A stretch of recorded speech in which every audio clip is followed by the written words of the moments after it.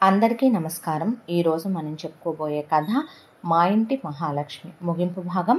కథలోకి వెళ్ళబోయే ముందు మీరు కనుక మన ఛానల్ని ఫస్ట్ టైం చూస్తున్నట్లయితే తప్పకుండా మన ఛానల్ని లైక్ చేయండి, షేర్ చేయండి, సబ్స్క్రైబ్ చేయండి, బెల్ ఐకాన్ క్లిక్ చేసి ఆల్ అనే బటన్ని ప్రెస్ చేయడం మర్చిపోకండి. కథను ఎక్కడ స్కిప్ చేయకుండా వినండి. మరి కథలోకి వెళ్ళిపోదామా? దీనికి ముందు 3 పార్ట్లు ఆల్రెడీ మన ఛానల్లో అప్లోడ్ చేసి ఉన్నాయి. వినకపోతే వినండి. స్టోరీ చాలా బాగుంటుంది. మరి కథలోకి వెళ్ళిపోదాం. నువ్వు మా ఇంటి మహాలక్ష్మివిరా అనే ఆ అమ్మాయిని కౌగిలించుకొని ముద్దు పెట్టుకున్నాడు. ఇంటికి వెళ్ళిన తర్వాత తమ్ముళ్ళు అలిసిపోయి ఇంటికి వచ్చేసరికి అలా వాళ్ళ వైపు చూస్తూ నుంచొని ట్రెండ్రా అన్నాడు. అంటే దగ్గరకు వస్తే తమ్ముళ్ళని కౌగిలించుకుంటే షాక్ అయి వాళ్ళ అన్నయ్యని గట్టిగా కౌగిలించుకొని ముద్దులు పెట్టుకొని వెక్కి ఏడ్చారు. మోకాళ్ళ మీద కూర్చొని వాళ్ళ అన్నయ్య ఒళ్ళో తలకాయ పెట్టే కౌసల్య పరిగెత్తుకుంటూ వెళ్ళి అరవింద్ను కౌగిలించుకుంది. రామ్మూర్తి ఐఎమ్ సారీ నాన్న, తప్పు చేశానురా అన్నాక వదిలే డాడీ, జరిగిన విషయాలు అన్నాడు. ఇక నుంచి మీరు ఆఫీస్కి రండిరా, మీరు లేనిది ఈ అన్నయ్య ఉన్నాడా? ప్రతి నెల నేను 5 lakhs తీసుకుంటాను శాలరీ, మీ ఇద్దరికి కూడా చెరో 5 అలాగే అకౌంట్ ట్రాన్స్ఫర్ చేస్తాను. ముగ్గురం కలిసి కష్టపడి ఇంకా ది బెస్ట్ పొజిషన్కి తీసుకెళ్దామా అనేసరికి లైన్ ఈజ్ బ్యాక్ వదిన అని వాళ్ళ వదినని చూసే వాళ్ళ వదిన్ని హక్ చేసుకుని ఇదంతా నీ వల్లే, నువ్వు మా ఇంటి మహాలక్ష్మి వదిన. అవునమ్మా, నువ్వు నా పెద్ద కోడలివి, నా బంగారు తల్లివే. నా కన్న కూతురు కూడా నీలా ఆలోచించదేమో. ఇందా గుడికి నేను వచ్చా, నువ్వు చెప్పినవన్నీ నేను విన్నాను తల్లే. నువ్వు నా తల్లివి, నా అమ్మవమ్మ నువ్వు అని ఆవిడ కోడల్ని మనసారా దగ్గరికి గుండెలకి హత్తుకుంది.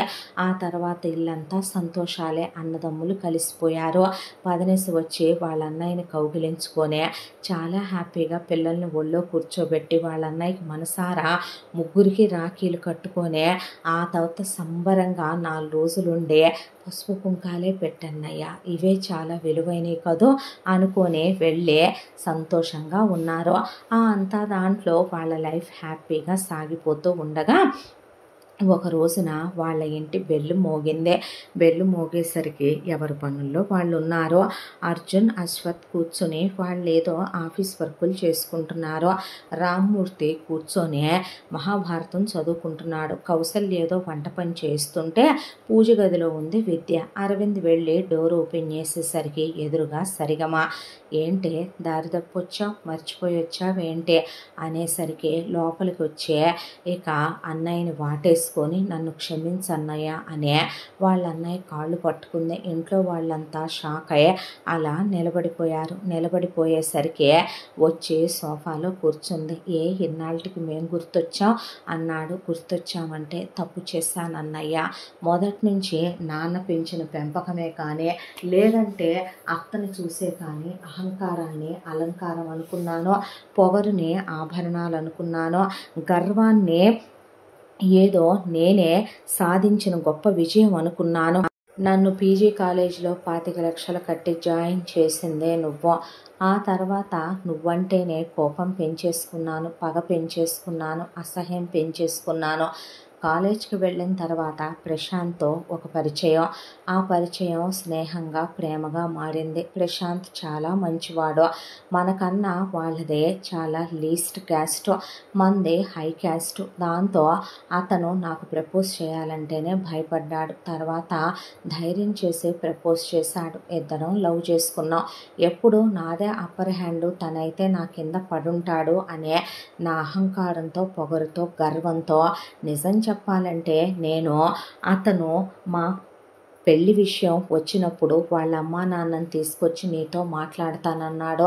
కానీ నేను నీ పరువు తీయాలని, నిన్ను కోలుకోలేని దెబ్బ కొట్టాలని, నీ తల వంపులు కలిగేలా చెయ్యాలని, నలుగురిలో నువ్వు తలెత్తుకోకుండా చెయ్యాలనే దాంతో గర్వంతో, అహంకారంతో, పొగరుతో నేనే నువ్వు చెప్పినా మా అన్నయ్య ఏమీ ఒప్పుకోడు, నిన్నేమీ మా అన్నయ్య యాక్సెప్ట్ చేయడు, నువ్వు నచ్చవు, నువ్వు చెప్పినా సరే మా అన్నయ్య నన్ను బలవంతంగా వేరే వాళ్ళకి ఇచ్చి చేస్తాడని అసలు అతను అతన్ని వాళ్ళ అమ్మ నాన్నని రానివ్వలేదు నేను.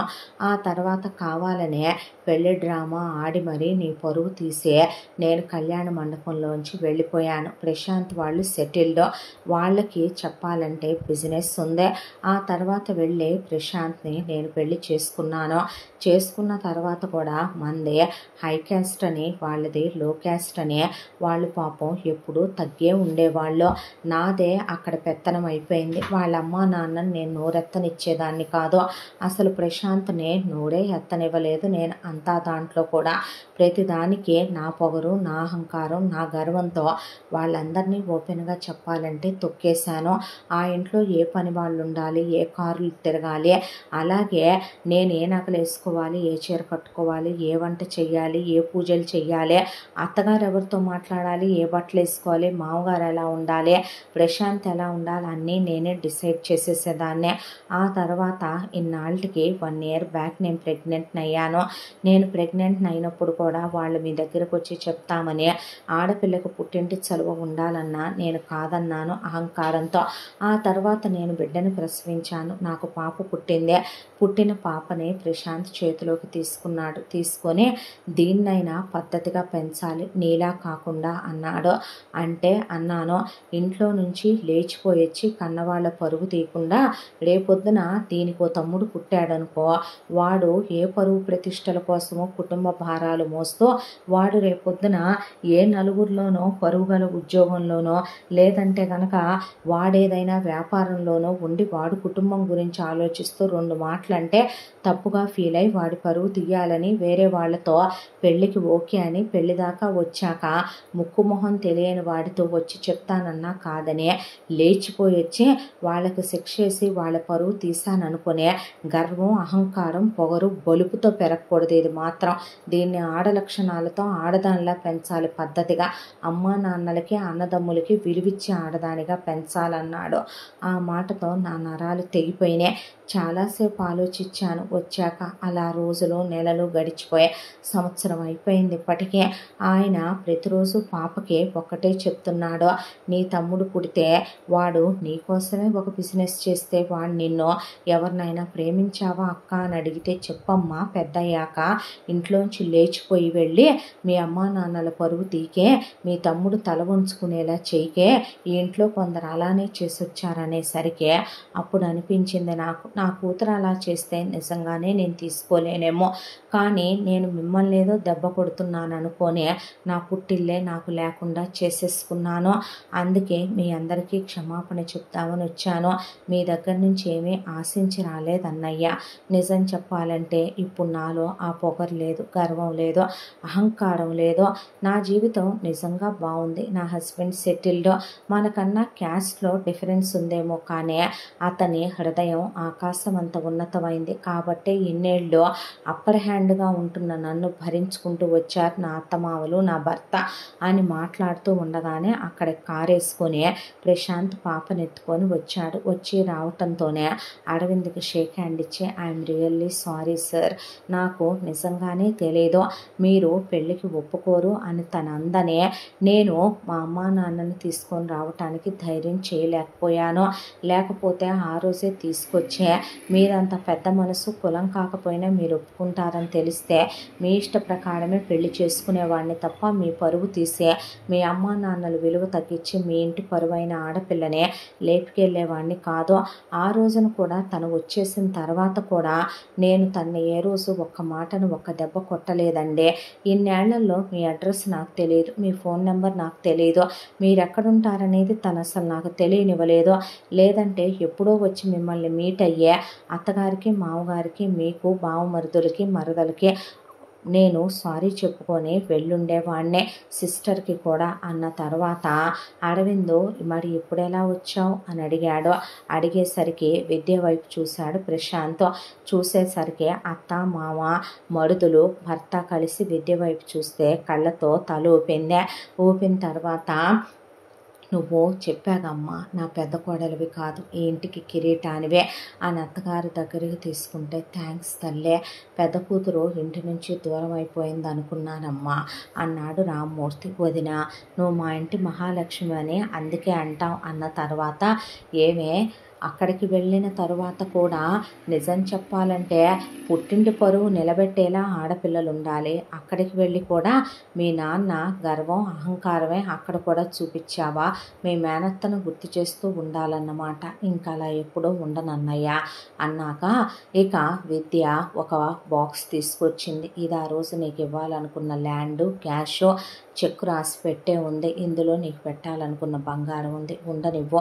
వద్దండి అన్నాడు ప్రశాంత్. లేదు, చిన్నదానికి ఎటు పెట్టామో ఇప్పుడు తనకి ఇవ్వాల్సిన బాధ్యత మాకుంది కదా అని బొట్టు పెట్టి పసుపు కుంకంగానే ఇస్తున్నావులే మా ఇంటి ఆడపిల్లకి అని ఇచ్చింది విద్య.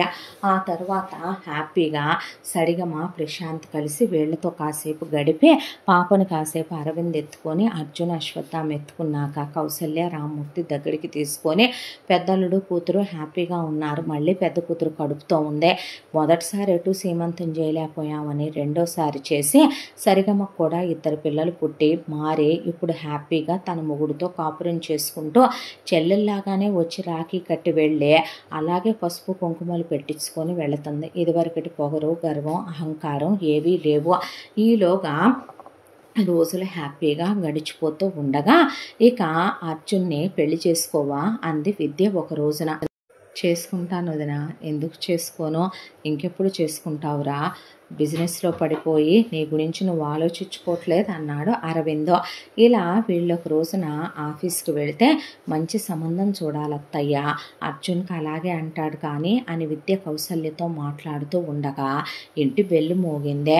రామ్మూర్తి వెళ్ళి తలుపు తీసేసరికి సామ్రాజ్యం ఇక మళ్ళీ నెత్తిన ముసుగేసుకొని చిన్న కూతురు అలౌకితని తీసుకొని వచ్చి రామ్మూర్తి కాళ్ళ మీద పడే అన్నయ్య అని పెద్దగా ఏడ్చి నేను తప్పు చేశానన్నయ్య, తప్పుడు మాటలు విని నీకు ద్రోహం తలపెట్టానన్నయ్య, అది నా సొంత బుద్ధి కాదన్నయ్య, అదే ఎవరో ఏదో నా మీద చేతపడి చేయించారు, బాణామతి చేయించారు, తప్పుడు మాటలు విన్నానన్నయ్య, నాకు ఏదో మందు పెట్టారన్నయ్య, దాంతోనే నీకు ఎదురు తిరిగాను కానీ నా మనసేంటో నీకు తెలియదా అన్నయ్య, నీ కీడు తలపెడతానా అన్నయ్య, నా భర్త పోయాడన్నయ్య, ఇప్పుడు నేను విధవనన్నయ్య, నీకు విషయం తెలుసా, పెద్ద పిల్ల ఏమీ సుఖంగా లేదో, మన అరవిందను కాదని పెళ్లి చేసుకొని వెళ్ళిపోయిన తర్వాత ఆ విధవ పెద్దల్లుడు మీ బావగారిని మోసం చేసి ఆస్తంతా రాయించుకొని వ్యాపారంలో పెడదామని ఆ తర్వాత వాడి ఆస్తి మొత్తం వాడి పేరు మీదకి మార్పిచ్చేసుకొని ఆయన్ని నన్ను చిన్నదాన్ని బయటికి గెంటేశాడు. గెంటేసిన తర్వాత పెద్ద కూతురికి అప్పటికే పిల్లలు పుట్టారు. దాన్ని చావగొట్టేసి 3 పిల్లల్ని కానీ ఇంట్లో పని మనిషిని వంట మనిషిని చేసేసారు. నానా నరకాలు పడుతుంది పెద్దదే. చిన్నదాన్ని తీసుకొని నేను ఆయన్ని తీసుకొని ఇంటికి వచ్చేసరికి ఆయన గుండాగి చచ్చిపోయాడు. ఆ తర్వాత తగలేయటానికి కూడా డబ్బులు లేక ఒంటి మీద ఉన్న నగలమ్మి ఆయన్ని తగలేయించి దినదివసాలు చేయించానన్నయ్య. ఇప్పుడు చిన్నపిల్లకి చదువు అయిపోయిందే, ఇంజనీరింగ్ వరకు చెప్పించాము, ఇక పై చదువులు చెప్పించేంత లేదు, కట్నాలు కానుకలు ఇచ్చేంత లేదు, నీ చెల్లెలు నడి వీధిలోకి వచ్చేసింది అన్నయ్య, నన్ను క్షమించన్నయ్య, నేను చేసిన తప్పుకే అన్నీ పోగొట్టుకొని నీ ముందు ఇలా నిలబడిపోయానన్నయ్య, చిరిగిపోయిన చీరలతో ఎలా అయిపోయిందో చూడు, కడుపు నిండా అన్నం తిని కూడా చాలా రోజులు అయిపోయింది అన్నయ్య, అంత అన్నం పెట్టవా అన్నయ్య అనే. ఇదిగో నీ చిన్న మేనగోళ్ళు ఒకప్పుడు అనుకున్న మాటేగా, పెద్దోడికి పెద్దదాన్ని అర్జున్కి అలౌకితని ఇచ్చి పెళ్లి చేద్దాం అనుకున్నావుగా, ఎటు పెద్దోడి విషయంలో మేము తప్పు చేశామో, పెద్దోడికి పెళ్ళైపోయింది కాబట్టి ఇప్పుడు కనీసం రెండో వాడికైనా నా కూతుర్నిచ్చి చేసుకుంటానని నాకు మాట ఇవ్వన్నయ్యా అనేసరికి వద్దు, వీల్లేదు, నాకు ఇష్టం లేదు అంది కౌసల్య. అనేసరికి నోరు మూస్తావా నువ్వు అన్నాడు రామ్మూర్తి. కౌసల్యని ఉలిక్కి పడింది విద్య.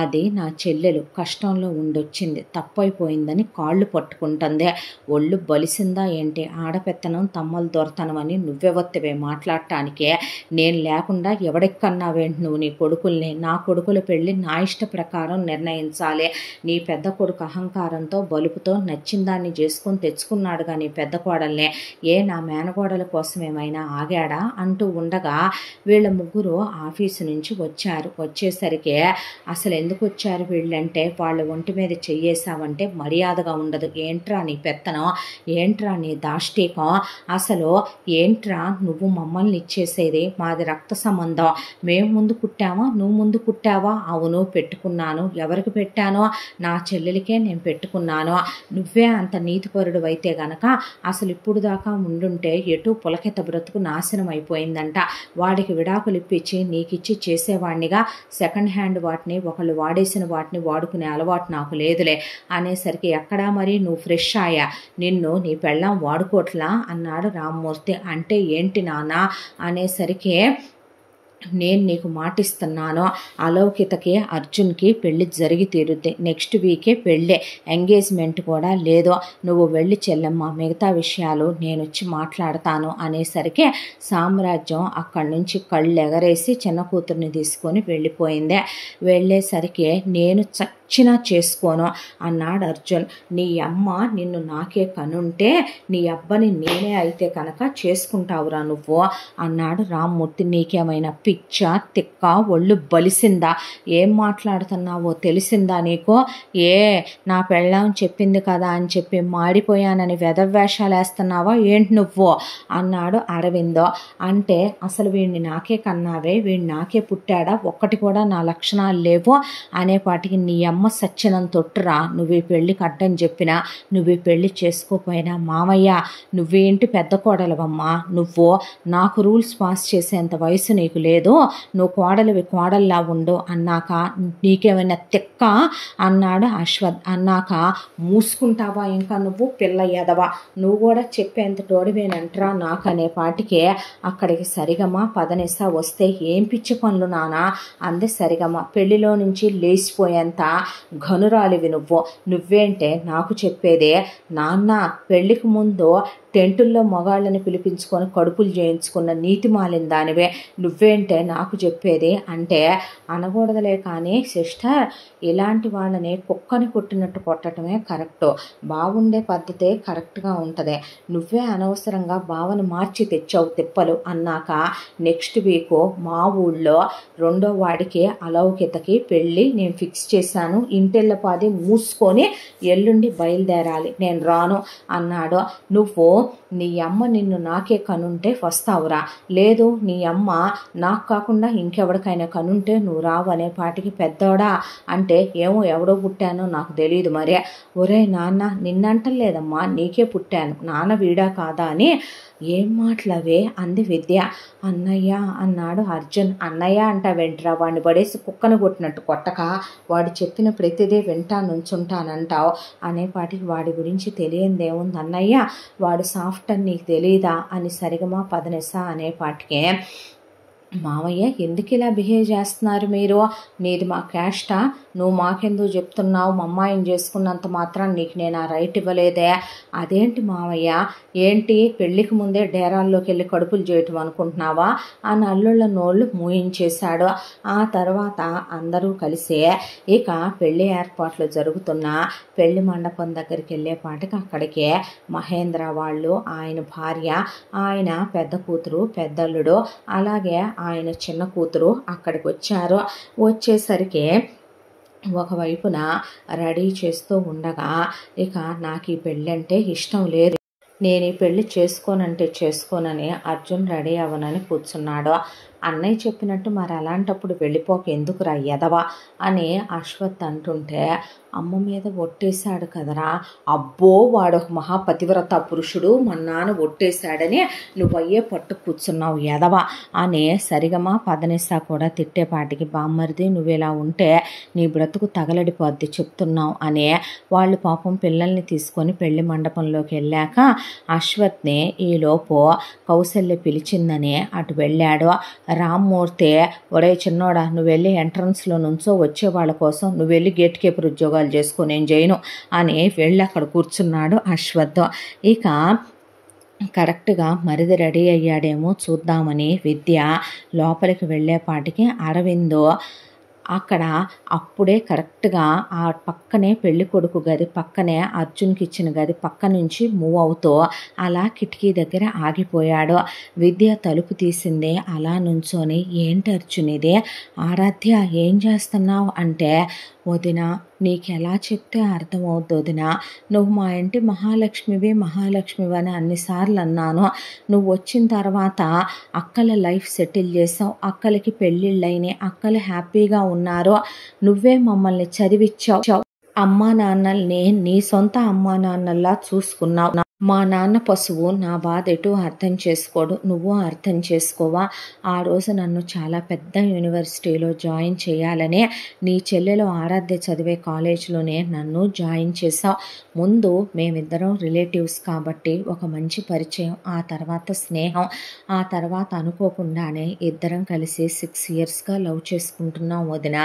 ఆ తర్వాత అన్నయ్యకి యాక్సిడెంట్ అయింది, మీకు చెప్దామనే లోపు ఈలోపు అన్నయ్య మారాడు.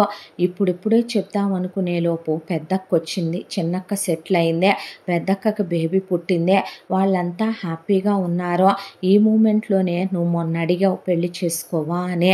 చెప్పేద్దాంలే, అలాగే వెళ్ళి మామయ్య గారితో కూడా చెప్పి, ఇప్పుడు నేను వేస్ట్ ఫెలోని కాదు, నేను అరవింద్ అన్నయ్య ఆఫీస్లోనే జాబ్ చేస్తున్నాను, నెలకి నేను 5 lakhs ఎర్న్ చేస్తున్నాను అని చెప్పి అడుగుదాం అనుకున్నాను మీ చెల్లెల్నే. ఈలోపు ఈ దరిద్రుడు ఇలా మాట్లాడతాడని, ఇలా చేస్తాడని నాకు తెలియదు వదిన. తను లేకపోతే నేను బ్రతకని, నేను చచ్చిపోతాను వదిన. మా ఇద్దరికి పెళ్లి చేయవా వదిన, నీ కాళ్ళు పట్టుకుంటాను అని అడిగాడు అర్జున్. ఆ మాటకి ఏంటి ఇదంతా అంది ఆరాధ్యతో విద్య. అక్క, తనంటే నాకు చాలా ఇష్టం, డాడీకి చెప్పావా ఈ విషయం? పోనీ వెళ్ళిపోదాంరా ఆరాధ్య, మనం ఇక్కడి నుంచే వెళ్ళిపోయి పెళ్లి చేసుకుందాం. వద్దు అర్జున్, మా నాన్న పరువు తీయలేను నేను, మా డాడీ పరువు పోద్ది, రేపొద్దున ఫలానా బిజినెస్ మ్యాగ్నెట్ కూతురు లేచిపోయిందని అందరూ చెప్పుకుంటారు. నోరు మూసుకొని నువ్వు ఈ గదిలో నుంచి ముందు వెళ్ళి డాడీ మమ్మీ దగ్గర కూర్చో వదిన అన్నాక అక్క అంది. అక్కగానే చెప్తున్నాను, నిజమే అర్జున్, మేము లేచిపోయేంత ఇదిగా మా అమ్మా నాన్నలు మమ్మల్ని పెంచలేదు. ఇప్పుడు అది వెళ్ళిపోయి మా నాన్న పరువు తీస్తే నేనే దాన్ని చంపేయటానికి కూడా వెనకాడను. నువ్వు ప్రేమించావు కరెక్టే, ఆ ప్రేమ నువ్వు చెప్పేలోపు ఆలస్యం జరిగిపోయిందే. మీ నాన్నగారు నేను ఎంతకాలంగా చేసిందంతా పక్కన పెట్టేసి ఒక మాట అన్నాడు ఆయన నన్ను, నువ్వు పెద్ద కోడలివి, నాకు చెప్పేంత వయసు జ్ఞానం నీకు లేదు అని. ఆయన చెల్లెలి కూతురికి ఇచ్చి చేసుకోవాలనుకునే నిర్ణయాన్ని నేనేదో కాదని, నా చెల్లెల్ని నీ మీద ఉసిగొలిపి నీకు మందు పెట్టి నిన్ను మభ్యపెట్టి మా చెల్లెల్ని మీ ఇంటి కోడల్ని చేశామని రేపు పొద్దున మీ నాన్న అన్న అంటారు. ఆ మాటల్ని పడలేం. అత్తపోరు పట్టం ఆడపిల్లలకు మావులేమో, మావు పోరు పడాలి రేపటి నుంచే. మీ నాన్నగారు అనే మాటలు కనపడకుండా చాలా దారుణంగా ఉంటాయి అర్జున్.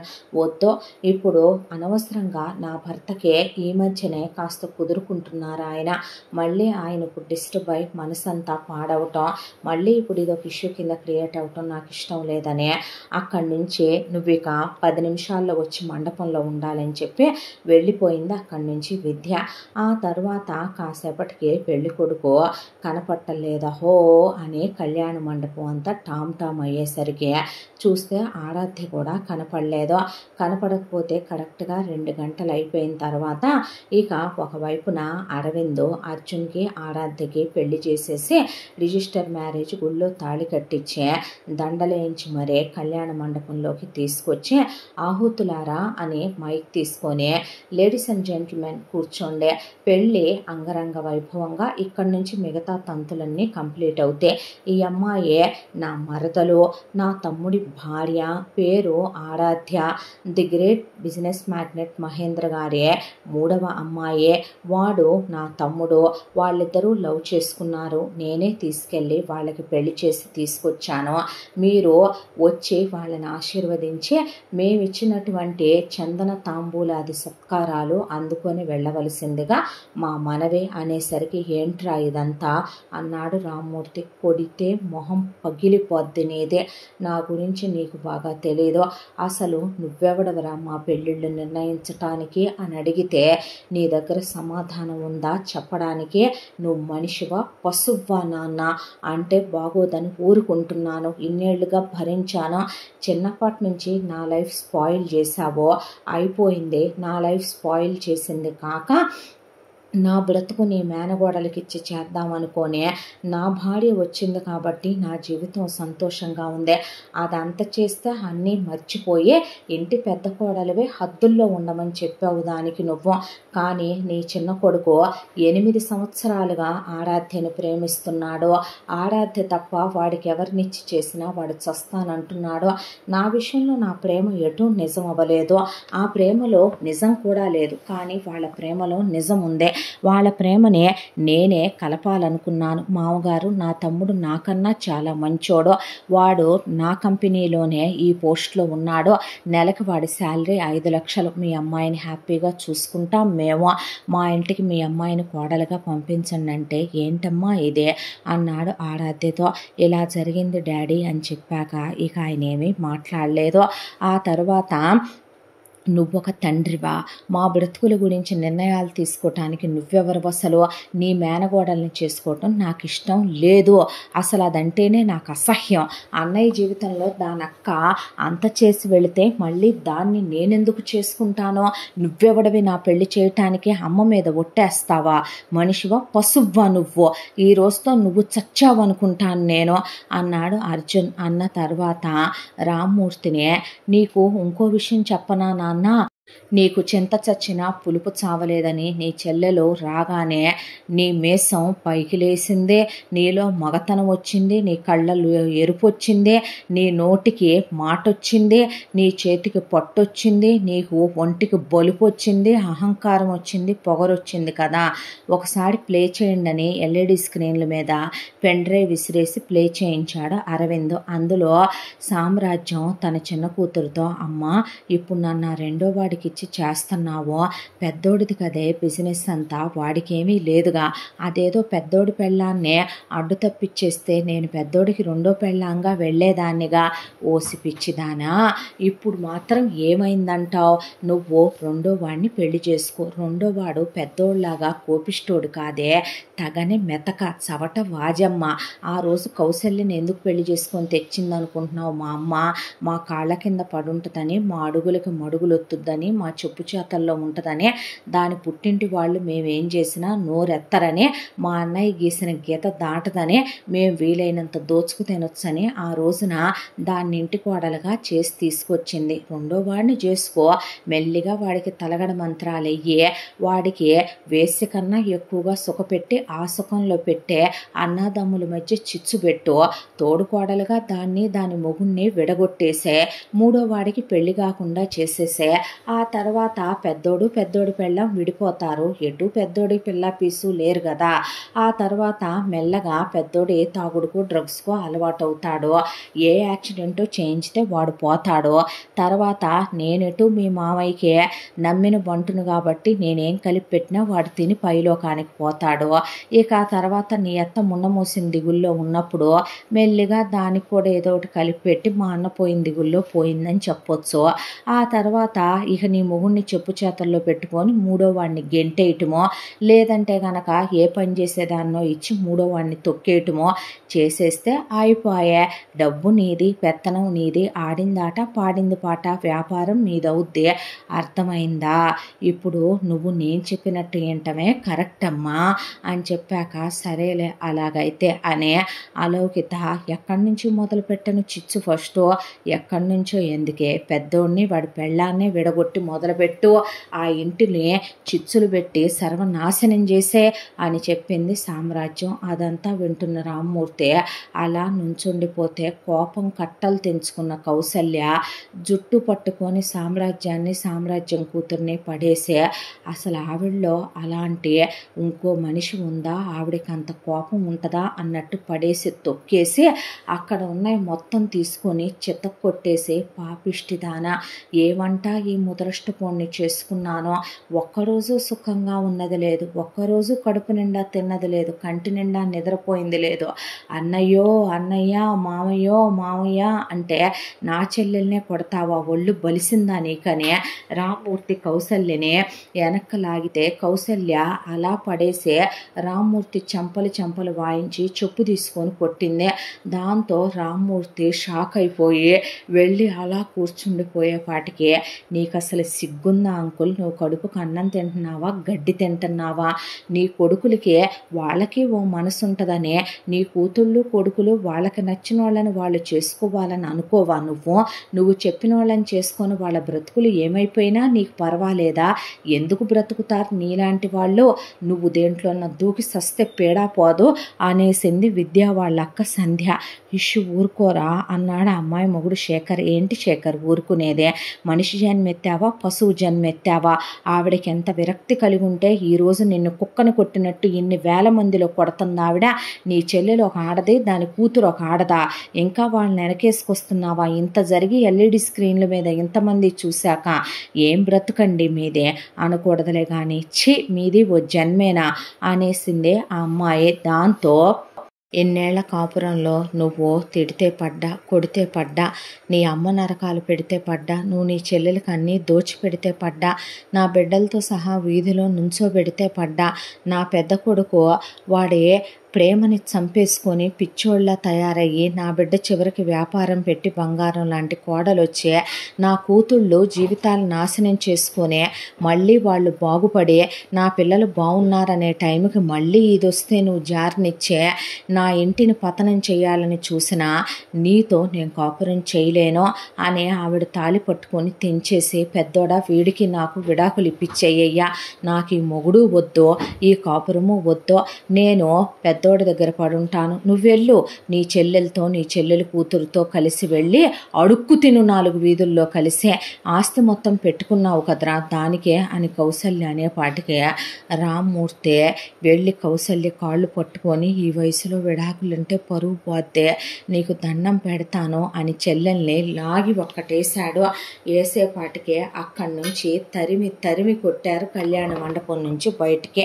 ఆ తర్వాత గ్రాండ్గా ఇక ఒకవైపున అర్జున్కి ఆరాధ్యకి అన్నీ దగ్గరుండి అరవింద్ కంప్లీట్ చేయించాక అప్పగింతలిచ్చే ఆ అమ్మాయిని అత్తారింటికి తీసుకొచ్చారు. అన్యోన్యంగా వాళ్ళు ఫస్ట్ నైట్లు అయిపోయి హనీమూన్లు అయిపోయి అన్నయ్య వాళ్ళు కన్నాక మనం పిల్లల్ని కందాంలే అని చెప్పుకున్నాక, బావగారు నేను ఇంట్లో ఉండి ఏం చేస్తాను, అక్క చూసుకుంటుందిగా ఇల్లు, నేను ఆఫీస్కి వస్తానులేండి అని ఆరాధ్య అర్జున్తో పాటు అమ్మాయి కూడా చదువుకుంది కాబట్టి ఆఫీస్కి వెళ్ళడం మొదలుపెట్టింది. మహేంద్ర ఈలోపు ఆయన ఇక నాకు 3 అల్లుళ్ళు వచ్చేసినట్టే కదవయ్యా అల్లుడు అన్న తర్వాత, ఇప్పుడు ఏమైంది మామగారు అని అరవింద్ అంటే, ఏమీ లేదయ్యా, ఒక విషయం మాట్లాడేసుకుంటే అయిపోద్దిగా, నాకు 3 కూతుళ్ళకి ప్రాపర్టీలో షేర్లు పెట్టేద్దాం అనుకుంటున్నాను. ఇక ఎటు నా పెద్దల్లుడు డాక్టర్ కాబట్టి నా బిజినెస్ని మీ బిజినెస్తో పాటు కలిపేసుకొని అరవింద్ అర్జున్ మీ ఇద్దరే చూసుకోండి, ఎప్పటికైనా అది విద్యకి ఆరాధ్యకే పెట్టేయమని సంధ్య చెప్పింది. ఇక సంధ్య వీళ్ళిద్దరికి బిజినెస్ వదిలేసింది కాబట్టి సంధ్య కోసం అని చెప్పి ఆల్రెడీ మనదొక హోటల్ ఉంది, ఆ 5 స్టార్ హోటల్ సంధ్యకి రాసేస్తున్నాను. ఇక మిగతా ప్రాపర్టీ 3కి ఈక్వల్గా పెట్టి మీ అత్తగారికి నాకు మేము ఉండే ఇల్లు కొంత అమౌంట్ కొన్ని షేర్లు ఆవిడ స్త్రీధనం ఉంచుకున్నాం, మాకు చాలయ్యా, నేను రిలాక్స్ అవ్వాలి అనేసి మేము సెకండ్ హనీమూన్కి వెళుతున్నామని ఆయన ఆవిడ్ని తీసుకుని మీ అత్తగారికి యాత్రలు నాకు హనీమూను కంప్లీట్ చేసుకొని వస్తాను, 1 ఇయర్ తర్వాత వరల్డ్ టూర్కి వెళ్ళాలని వెళ్ళిపోయాడు మహేంద్ర. అలా వీళ్ళు హ్యాపీగా కాపురాలు చేసుకుంటూ ఉండగా ఈలోపు అశ్వత్కి పెళ్లి సంబంధాలు చూద్దామనే లోపు నేను ఒక అమ్మాయిని ప్రేమించాను వదిన అని చెప్పాడు. చెప్తే ఆ అమ్మాయి వాళ్ళ గురించి కనుక్కుంటే ఆ అమ్మాయికి నాన్నగారు లేరని, వాళ్ళ అమ్మగారు చాలా వయసులో ఉన్నప్పుడు ఆవిడ చిన్నప్పుడే వాళ్ళ నాన్నగారు యాక్సిడెంట్లో పోయారని, ఆ తర్వాత చాలా కష్టపడి ఉన్నదంతా తెగనమ్మే ఆ అమ్మాయి వాళ్ళ అన్నయ్యని వాళ్ళ అమ్మగారు చదివించి ప్రయోజకుణ్ణి చేశారని, ఆయన చాలా పెద్ద బిజినెస్లో ఉన్నాడని, ఆ అమ్మాయి వాళ్ళు బాగా డబ్బున్న వాళ్ళని, ఆ అమ్మాయి పేరు వల్లి అని, చాలా మంచిదని, మనిషికి స్వార్థం అహంకారం గర్వం లేనిదని, నీలాంటి అమ్మాయిని చేసుకోవాలనే అనుకున్నాను వదిన, మన ఇంట్లో కలిసిపోయే అమ్మాయినే అన్న తర్వాత వీళ్ళే వాళ్ళ ఇంటికి వెళ్ళి మాట్లాడితే అసలు వాళ్ళకి అరవింద్ కానీ, కౌసల్య కానీ, అర్జున్ కానీ, ఆరాధ్య కానీ, విద్య కానీ, అశ్వత్ కానీ పిచ్చిగా నచ్చేశారు వల్లి వాళ్ళ అన్నయ్యకి, వదినకే. వాళ్ళ అన్నయ్య బుడ్డ పిల్లలు ఇద్దరికి, వల్లి వాళ్ళ అమ్మకే. దాంతో వాళ్ళు వెంటనే పెళ్లి కొప్పేసుకొని గ్రాండ్గా అశ్వత్కి, వల్లికి ఇక ఎంగేజ్మెంటు, ఆ తర్వాత పెళ్ళి. వాళ్ళు పెట్టాల్సిందేదో వాళ్ళ అమ్మాయికి పెళ్లిలోనే పెట్టేశారు.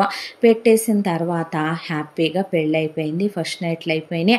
హనీమూన్కి వెళ్ళొచ్చారు. ఆ తర్వాత కొన్నాళ్ళు ఆగి నేను ఆఫీస్కి వస్తానులే, కొత్తగా పెళ్ళయిందిగా కొన్నాళ్ళు ఆగి వస్తానంటే ఎంజాయ్ అనేసి అర్జున్, ఆరాధ్య ఆఫీస్కి వెళుతూ అశ్వత్ కూడా నేను ఆఫీస్కి వెళ్ళొస్తాను అని వెళ్ళొస్తుంటే నేను అక్కకి హెల్ప్గా ఉంటాలే అని ఇంట్లో చలాకీగా తిరిగే తత్వం ఉన్న మనిషి వల్లే. ఇక రామ్మూర్తి ఎప్పుడు అలా ముండమూసినట్టు మూల కూర్చుంటే, అంకుల్ మీకు విషయం చెప్పనా, మీ ఆఖరబ్బాయి నాకు అన్ని విషయాలు చెప్పాడు. మీరు నిజంగా మనిషి అనిపించుకోవాలంటే, మీలో మానవత్వం ఉంది అనుకుంటే ఇక నుంచైనా కృష్ణారామ అనుకుంటూ ప్రశాంతంగా ఉండండి అంకుల్.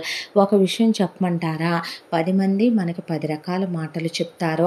ఆ 10 మాటలు వింటూ పోతే మన జీవితాల్లో మనశ్శాంతి, ప్రశాంతత లేకుండా పోవాలి. ఎటు వయసులో ఉన్నప్పుడు ఆంటీని మీరు హ్యాపీగా చూసుకుంది లేదో, ఎప్పుడైనా ఆంటీకి సారీ చెప్పి మీరు హ్యాపీగా ఉండొచ్చు కదా అంకుల్. నాకెటు నాన్న లేరు, మాకు కోడళ్ళగా వచ్చాం, ఆంటీ అమ్మలా ఉంటున్నారు, మీరెప్పుడు నాన్నలా ఉంటారు అని అడిగింది వల్లే. ఆ మాటకి సిగ్గుతో తలదించుకొని కోడళ్ళకి, కొడుకులకి సారీ చెప్పి, కౌశల్యకి సారీ చెప్పి, అల్లుళ్ళకి, కూతుళ్ళకి సారీ చెప్పి రామ్మూర్తి మారాడు. ఇలా హ్యాపీగా వాళ్ళ జీవితం ఉండగా వల్లి బాగా సోషల్ మీడియా పర్సన్. ఆ అమ్మాయికి ఒక యూట్యూబ్ ఛానల్ ఉంది. ఆ యూట్యూబ్ ఛానల్లో సరదాగా అమ్మాయి వ్లాగ్స్ అవి అప్లోడ్ చేస్తుంది. దాంతోపాటు ఇన్స్టాగ్రామ్ అని, ట్విట్టర్ అని బాగా సోషల్ మీడియా వాడుద్ది వల్లే. అలా వల్లి వాడుతున్నప్పుడు ఇక అశ్వత్కి తనకి పెళ్ళయిందని ఆ ఫోటోలు అవి షేర్ చేసి వ్లాగ్స్ పెట్టింది వల్లే.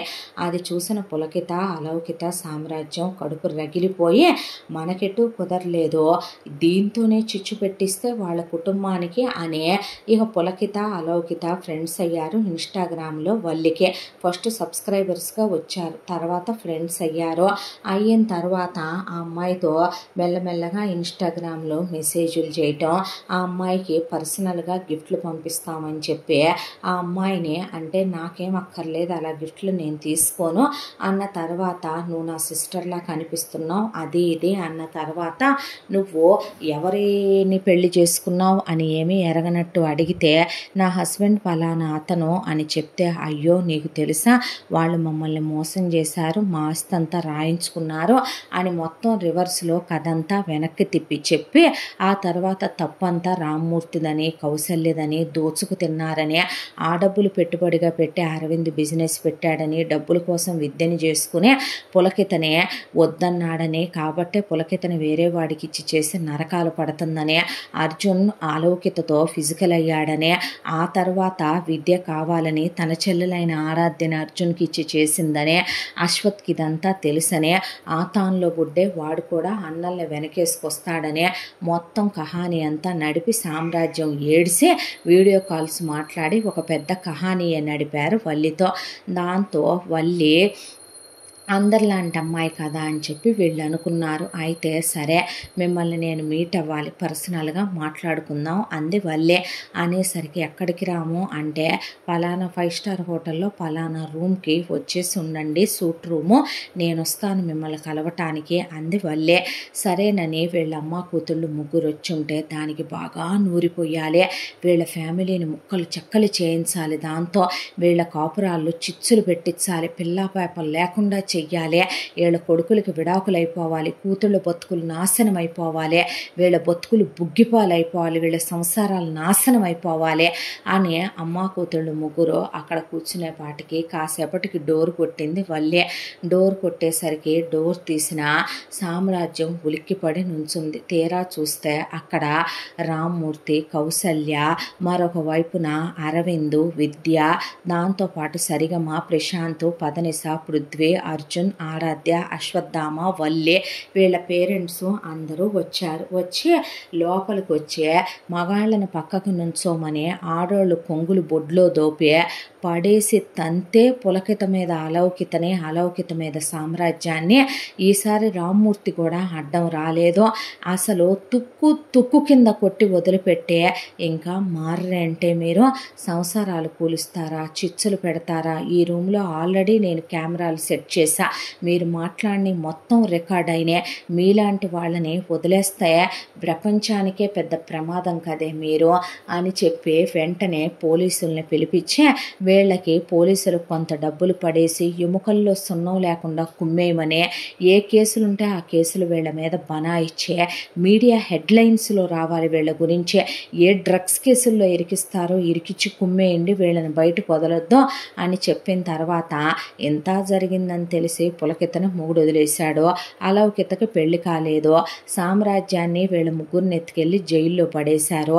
దరిద్రం వదిలిపోయింది అనుకొని నన్ను ఏమనుకుంటున్నారే, నాకు మొత్తం చెప్పాడు అశ్వత్ పెళ్లికి ముందే.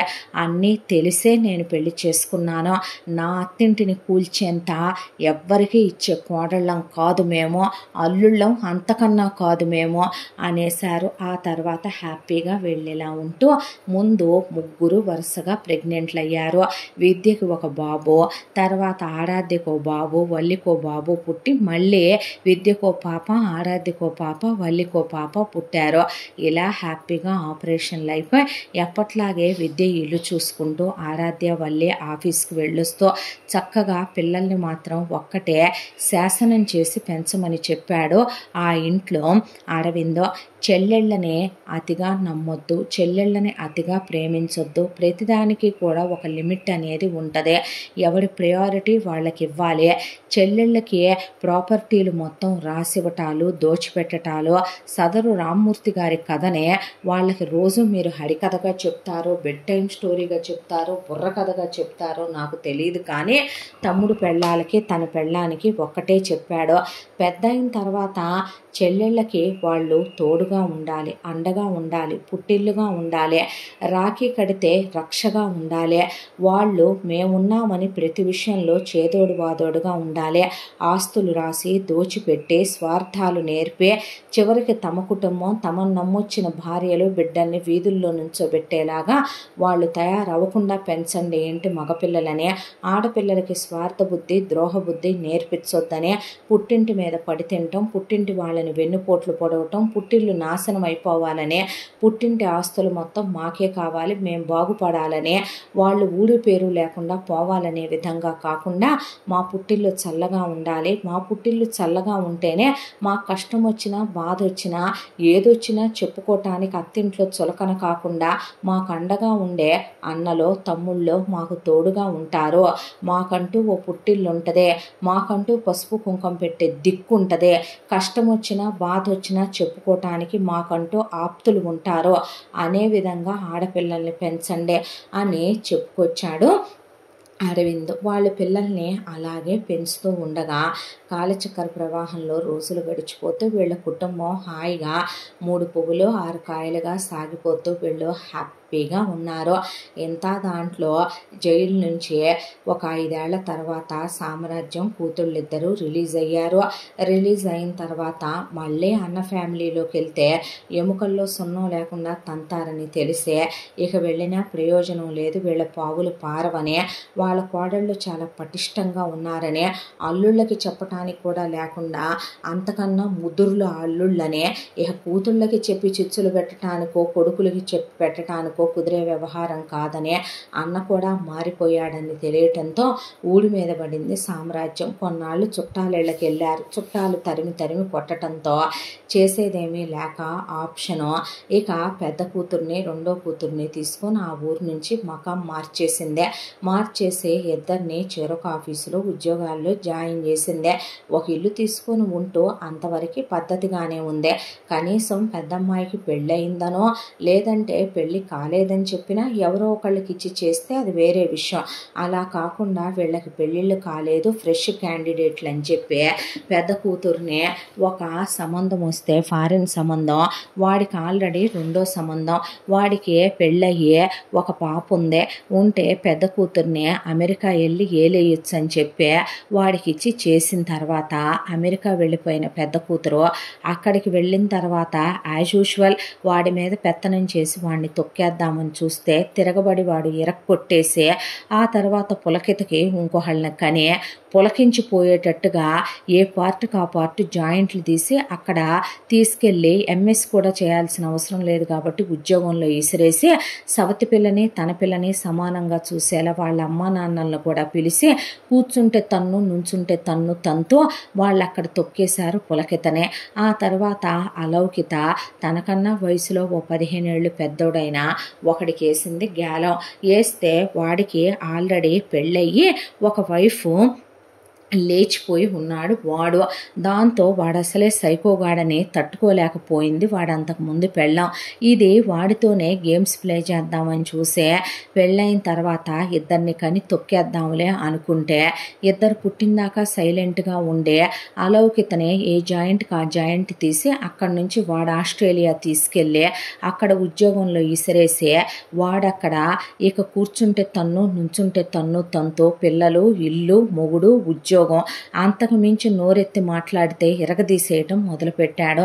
సామ్రాజ్యం కూతుళ్ళ దగ్గరికి ఎక్కడైనా తీసుకెళ్లరు. రమ్మనమని అత్తనే చక్కగా 1 సంవత్సరం అంతా పెద్దల్లుడు ఉంచుకొని ఇంట్లో పనులన్నీ చేయించుకొని ఓ సంవత్సరం అంతా చిన్నల్లుడు ఉంచుకుంటూ అత్త మీద ఇద్దరల్లుళ్ళు చేయి చేసుకుంటూ కూతుళ్ళని ఎలాగైనా పెంచేదని వియ్యాల వాళ్ళు కూర్చుంటే తన్ను నుంచుంటే తన్ను తంతో సామ్రాజ్యం బతుకు కుక్క కన్నా హీనమైన బ్రతుకైపోయే చేసిన పాపాలన్నీ గుర్తొచ్చి ఇప్పుడు పశ్చాత్తాపడ్డ ప్రయోజనం లేక తన కూతుళ్ళని మహారాణులు చేద్దాం అనుకొని మందిని ముంచి కొంపలు కూల్చే చివరికి పుట్టిల్లునే నాశనం చేసే ఎలాగైతేనేమి తను మాత్రం ఒక సామ్రాజ్యానికి సామ్రాజ్ఞై రాణై వెలిగిపోదాం అనుకున్నందుకు చివరికి తన బతుకిలా అయిపోయిందని కూర్చొని ఏడవని రోజు లేదు సామ్రాజ్యం.